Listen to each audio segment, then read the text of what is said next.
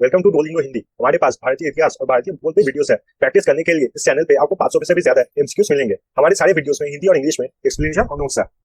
Welcome everyone. Indian national forest का हम लोग जो सीरीज कंटिन्यू कर रहे थे फॉरेस्ट और वाइल्ड लाइफ है, उसका आज थर्ड पार्ट हम लोग करेंगे नेशनल फॉरेस्ट पॉलिसी। तो फॉरेस्ट प्रिजर्वेशन के लिए जो सब पॉलिसी बनाए गए हैं उन्हीं को कहा जाता है नेशनल फॉरेस्ट पॉलिसी। हम लोग नेशनल फॉरेस्ट पॉलिसी पहला कब बना था और क्या क्या मेन पॉइंट्स है वो सब एक बार देख लेंगे। नेशनल फॉरेस्ट पॉलिसी की अगर बात की जाए तो पहले जो नेशनल फॉरेस्ट पॉलिसी बना था वो बना था आपके साल 1894 में, और बाद में उसमें चेंजेस किए गए थे 1952 में और फिर 1988 में। ये नेशनल फॉरेस्ट पॉलिसी 3 बार हुआ था। पहले बार हुआ था नेशनल फॉरेस्ट पॉलिसी 1894 में। 1894 आप समझ सकते हैं कि ब्रिटिश शासन के टाइम पे हुआ था, फिर उसको चेंज कर दिया गया था जब इंडिया को इंडिपेंडेंस मिला था 1952 में, और बाद में 1988 में। अगर इस पॉलिसी की बात किया जाए तो फिर ये पॉलिसी ने इंडिया में जितने भी फॉरेस्ट है उसको 4 हिस्से में डिवाइड कर दिया। अब इन हिस्सों को समझते हैं। आपका प्रोटेक्टेड फॉरेस्ट। प्रोटेक्टेड फॉरेस्ट आपके वो फॉरेस्ट है जो आपकी हिली एरियाज में है, डेल्टास में है। डेल्टा रीजन में जो फॉरेस्ट जैसे मैंग्रोव फॉरेस्ट होता है उन सबको प्रोटेक्टेड फॉरेस्ट कहा जाता है। अब ये टर्म से ही आप समझ सकते हैं प्रोटेक्टेड फॉरेस्ट। प्रोटेक्टेड फॉरेस्ट इसलिए कहा जाता है क्योंकि वो उस जगह के लैंड एरिया को प्रोटेक्ट करते हैं, और जो गवर्नमेंट है उस लैंड उस फॉरेस्ट को प्रोटेक्ट कर दिया है। मतलब वहां पर कोई भी कमर्शियल काम या फिर वहां के वुड यूज नहीं किए जा सकते, और गवर्नमेंट उसे को प्रोटेक्ट करती है। आप समझते क्यों? मान लीजिए कोई अगर हिली एरिया पे फॉरेस्ट हो, अगर आप जानते होंगे कि अगर कोई फॉरेस्ट होगा तो फॉरेस्ट के जो रूट्स है वो रूट्स सॉइल को होल्ड करके रखती है अच्छी तरीके से, और इसके लिए जो हिली एरियाज में लैंडस्लाइड का प्रॉब्लम होता है वो नहीं होता है। इसलिए हिली एरियाज में ट्राई किया जा सकता है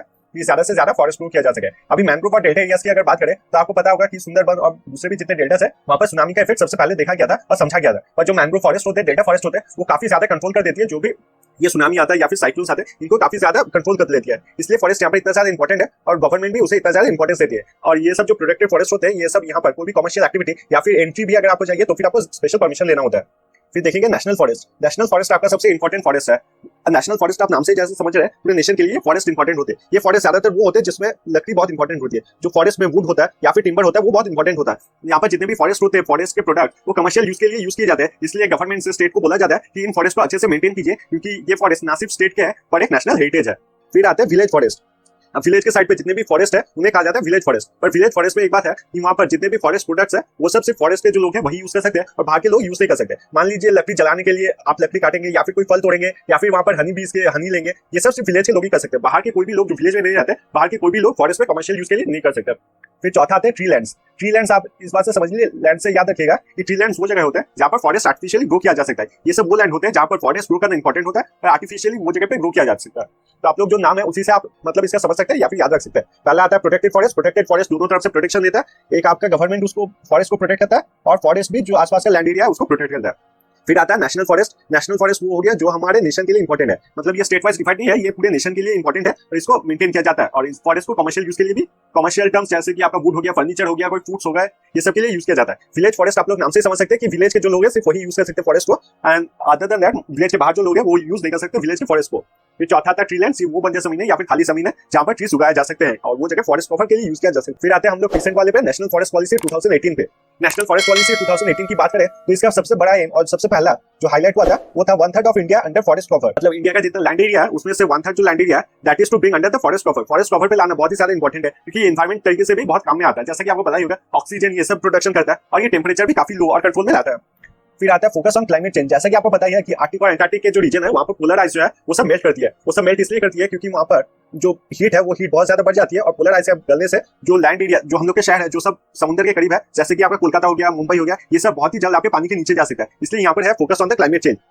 फिर दिया है emphasis is given to the forest based industry. अब फॉरेस्ट बेस्ड इंडस्ट्री मतलब क्या हो गया, ये तो आप समझ सकते हैं। फॉरेस्ट बेस्ड इंडस्ट्री मतलब यही हो गया जो मान लीजिए वुड का काम करता है या फिर कोई फ्रूट्स का काम करता है या फिर हनी बीज, जो जंगली हनी बीज होता है वहां से हनी निकालने का काम होता है। तो ये सब सारे फॉरेस्ट बेस्ड इंडस्ट्रीज हो गए। इनमें एम्फेसिस है ना, मतलब जो फॉरेस्ट है, जो इंडस्ट्रीज है वो सब अपने ज्यादा फायदे के लिए ज्यादा फॉरेस्ट बर्बाद ना करे। यानी कि अनरेगुलर अगर वो ज्यादा टिम्बर काट ले, ज्यादा वुड काट ले ताकि उनके पास ज्यादा फर्नीचर बनाने का सामान हो, ये सब वो ना करे, इसके लिए इनमें एम्फेसिस दिया जाएगा।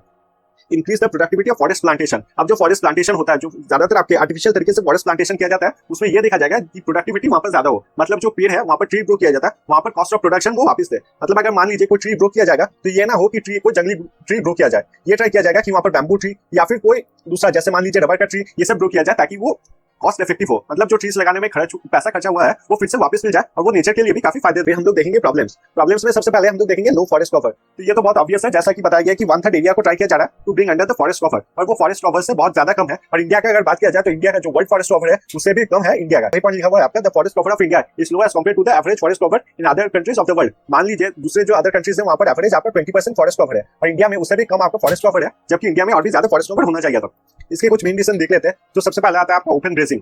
ओपन ग्रेजिंग यही होता है, जो कैटल होते हैं उन्हें खुला छोड़ दिया जाता है और वो पूरे फॉरेस्ट में कहीं भी जाके ग्रेज कर सकते हैं। आप अगर बाहर के देश में जाएंगे तो फिर बाहर के देश में एक सिस्टम होता है कि एक ही जगह पे, एक ही सिलेक्टेड एरिया पे सिर्फ जो कैटल होते हैं वो ग्रेज कर सकते हैं और उसी जगह पे उनको ग्रेज करना होगा। और क्योंकि वहां पर कंट्रोल्ड पॉपुलेशन है और वहां पर ग्रेजिंग का जो टाइम होता है वो ग्रेज करने का टाइम भी बहुत कम दिया जाता है, इसलिए वहां पर ये प्रॉब्लम नहीं है। पर इंडिया में खुला गाय को छोड़ दिया जाता है और दूसरे भी जितने कैटल्स हैं उनको खुला छोड़ दिया जाता है, इसके लिए ये प्रॉब्लम क्रिएट होता है ओपन ग्रेजिंग का।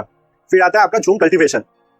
झूम कल्टीवेशन में Burns down the forest of a place. तो झूम कल्टीवेशन आपको पता होगा, जैसे मान लीजिए कोई जंगली आदमी है या फिर कोई जनजाति के आदमी है, वो मान लीजिए उनको कोई एग्रीकल्चरल लैंड इंक्रीज करना है, तो उनको ये नहीं पता होता है कि फॉरेस्ट को हटाने का कोई सिस्टम होता है या फिर दूसरे एरिया में कल्टीवेशन किया जा सकता है। इसलिए क्या करते हैं, वो जो ट्रीज होते हैं उनको जला देते हैं, उन पे जला देते हैं और जलाने से जो ट्रीज है वहाँ के ट्रीज जानवर सभी मर जाते हैं और वो एरिया खाली हो जाता है और उसी खाली एरिया में वो कल्टीवेशन करते हैं। इससे दो नुकसान होता है, एक तो आपका फॉरेस्ट खत्म हो गया, बर्बाद हो गया, और दूसरा जो लैंड एरिया है वहाँ पर जो सॉइल है वो भी अनफर्टाइल हो जाती है और क्रॉप प्रोडक्शन के लिए अच्छी नहीं होती है।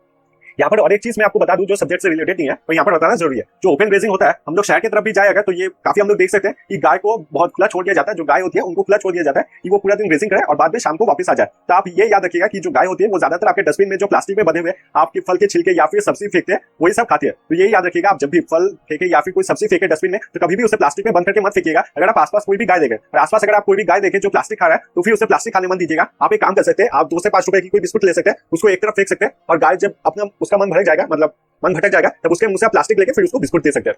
ये आपके ओपन ग्रेजिंग का एक सिनेरियो है जिससे काफी गायों को प्रॉब्लम होती है और प्लास्टिक बाद में उनके पेट में, आपको जैसा पता ही है कि प्लास्टिक कभी डिकम्पोज नहीं होता, प्लास्टिक उनके पेट में जम के फिर बहुत गायों की मौत हो जाती है। आप देखेंगे growing demand for agricultural land. अब जैसे झूम कल्टीवेशन में होता है, जैसे पूरे जंगल को जला दिया जाता है, बहुत सारे एरिया में जंगल को जलाया नहीं जाता क्योंकि उनको पता होता है कि सॉइल की जो फर्टिलिटी है वो खराब हो जाएगी, पर तभी उनका एग्रीकल्चरल लैंड चाहिए होता है, इसलिए वो जो जंगल होते हैं उनको काट के साफ कर देते हैं ताकि उनके पास ज्यादा एग्रीकल्चरल लैंड हो जाए और उनके पास ज्यादा फूड वो प्रोड्यूस कर सकते हैं और ज्यादा उनको प्रॉफिट मिल सके।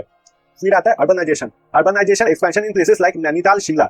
आप अगर आज से 5-10 साल पहले, 10 साल की भी बात नहीं करते, 5 या फिर 7 साल पहले अगर नैनीताल शिमला गए होंगे, अभी आप नैनीताल शिमला जाइए तो जमीन आसमान का फर्क दिखेगा आपको। अभी पूरा इंडस्ट्री हो गया और वहां पर जो रास्ते हैं वो भी गंदे हो गए हैं। अभी आप समझ सकते हैं क्योंकि वो इतना ज्यादा फेमस टूरिज्म स्पॉट बन गया है, वहाँ पर काफी ज्यादा ऑफिसेस, होटल्स, रेस्टोरेंट्स ये सब खुल गए और ये सब के लिए एरिया चाहिए होता है और सबसे इजी होता है जो फॉरेस्ट है आसपास का, वो फॉरेस्ट को काट के एरिया बना दिया जाए। तो यहाँ पर अर्बनाइजेशन का यही लिखा गया है। फिर आता है dams, construction of dams. Dams जैसे हम लोग के लिए बहुत ज्यादा इंपॉर्टेंट होता है। डैम कंस्ट्रक्शन में बहुत आपका नुकसान भी होता है क्योंकि जो रिवर मान लीजिए फ्लो कर रहा है, अब एक डैम आपने बना दिया, जो रिवर का फ्लो है उसे आप जब रोक देंगे तब ये जो रिवर है वो सब पूरा एरिया, आसपास का जो पूरा एरिया है उसको कवर कर देता है और पूरे फ्लड से वो पूरा एरिया पूरा बर्बाद हो जाता है। ये ज्यादातर आपके जंगल के एरिया में बर्बाद होते हैं, ज्यादातर आपके जो ट्राइबल लोग होते हैं उनके घर बर्बाद होते हैं और गवर्नमेंट को भी इससे कोई मतलब नहीं होता क्योंकि ट्राइबल जो लोग हैं वो ज्यादातर आपके वोटिंग में नहीं जाते हैं और जो वोटिंग में नहीं जाते हैं गवर्नमेंट उनको इंसान नहीं समझती है। तो ये हम लोग का काम है कि ये जो भी डैम बने, जो भी ट्राइबल लोगों पे अत्याचार हो, ये सब के बारे में हम देखें और अपनी आवाज उठाए। फिर आता है आपका कमर्शियल एक्टिविटीज। कमर्शियल एक्टिविटीज जैसे आपका माइनिंग हो गया या फिर पेपर मिल्स हो गया। जो पेपर हम लोग यूज कर सकते हैं वो ज्यादातर आपके वुड से बनते, पेपर से बनते हैं। तो ये हम लोग ज्यादातर ट्राई कर सकते हैं कि हम लोग रिसाइकेबल पेपर, जो रीयूज पेपर होते हैं, उन्हें वही कॉपी खरीदे क्योंकि आप कॉपी के पीछे अगर देखेंगे तो फिर आप देखेंगे कि एवरग्रीन या फिर कुछ इको फ्रेंडली कुछ लिखा हुआ होता है जो रीयूज पेपर से बने हुए होते हैं कॉपी। तो आप ट्राई कीजिए कि ज्यादातर वही बनाए। अब आपको पता है माइनिंग के लिए और पेपर मिल्स तो मैंने समझा दिया, माइनिंग के लिए जो फॉरेस्ट होते हैं उनको काटा जाता है और माइनिंग उसी जगह पे किया जाता है जहां पर आपका अच्छा फॉरेस्ट कवर हो। कि फॉरेस्ट जंगल में पेड़ जब मर जाते हैं और वो जमीन के नीचे बहुत साल से दबे रहते हैं, उसी जगह पे कोयला बनता है। तो माइनिंग भी उसी एरिया में, फॉरेस्ट कवर जहां पर ज्यादा हो उसी एरिया में ज्यादातर आता है आपका सोशल फॉरेस्ट्री। सोशल फॉरेस्ट्री की अगर बात की जाए, सोशल फॉरेस्ट्री में जो लोग हैं, आसपास गांव के लोग हैं, उनको समझाया जाता है कि फॉरेस्ट के प्रोटेक्शन करना कितना ज्यादा इंपॉर्टेंट है और ये फॉरेस्ट ही उनकी लाइवलीहुड बनेगी। जैसा कि एग्जांपल मैं सुंदरबन का दूंगा। सुंदरबन में जो आसपास के लोग हैं, जो विलेज के लोग हैं, उनको समझाया गया है कि सुंदरबन उनके लिए कितना ज्यादा इंपॉर्टेंट है। पहला पॉइंट, ये टूरिज्म के लिए बहुत ज्यादा इंपॉर्टेंट है क्योंकि टूरिज्म में जो लोग आते हैं ज्यादातर आपको सुंदरबन देखने आते हैं और जब वो देखने आते हैं तब ऑब्वियसली वो वहां पर पैसा खर्च करेंगे खाने के लिए, वहां पर रहने के लिए। तो एक खर्चा आपका टूरिज्म हो गया। दूसरा अगर देखा जाए कि सुंदरबन में जितने भी एनिमल्स होते हैं या फिर जो भी फॉरेस्ट होते हैं, फ्रूट्स होते हैं, ये सब वो यूज कर सकते हैं और जो विलेज का नीड्स होता है उन सबको वो पूरा कर सकते हैं। विलेज के जो नीड्स होते हैं उनको पूरा कर सकते हैं और वो अगर चाहे तो फिर ये सब सामान वो बाहर भी दे सकते हैं, इससे उनको कमर्शियल यूज भी हो सकता है। और तीसरा और सबसे इंपॉर्टेंट जो पॉइंट है, जो सब मैंने पहले भी बताया था कि डेल्टा का जो रीजन है वहां पर काफी यूजुअल होता है कि फ्लड्स हो जाए या फिर पानी अंदर की तरफ आ जाए। तो यहाँ पर अगर जंगल रहेगा तो उनको प्रोटेक्शन भी मिलते रहता है, ये सब जो नेचुरल डिजास्टर होते हैं इनसे। तो यही आपका सोशल फॉरेस्ट्री है और यही आपका यहाँ पर लिखा हुआ है, in this the locals are included in the activities of saving the forest and planting more trees.